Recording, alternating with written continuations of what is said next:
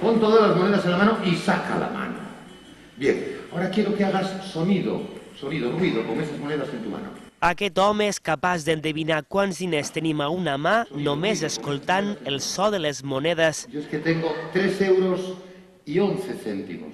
És una de les sorpreses que tenia reservada Anthony Blake als seus espectadors mallorquins. Són els ulls d'un dels millors mentalistes del món i que ha arribat a l'Auditorium de Palma després de veure'l 150.000 espectadors amb aquest espectacle, Más cerca. Un espectacle que, per cert, és el més participatiu que ha fet mai. Esta noche van a participar entre 60 y 70 personas directamente dentro del espectáculo, ¿no?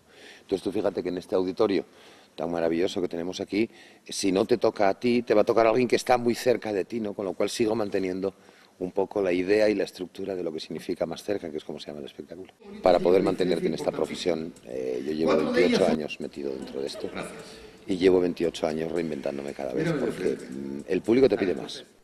No puedes hacer versiones de lo mismo porque no puedes hacer versiones de lo mismo. Siempre tienes que ir cambiando y siempre tienes que ir evolucionando. Telepatia, prediccions, misteri i també una mica d'humor.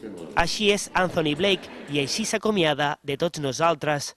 Y por cierto, no se olviden que todo lo que acaban de ver ha sido producto de su imaginación.